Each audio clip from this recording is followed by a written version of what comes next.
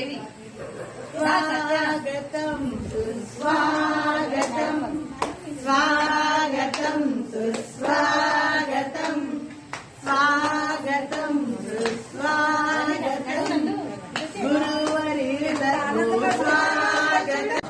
మీరు ఇప్పుడు నేర్చుకున్న 40 మందిలో మీరు ఏ స్థాయికి వెళ్ళినా గురువు నుంచి శిష్యు అవ్వాలని సామెతే ఉంది, అవుతారు కూడా.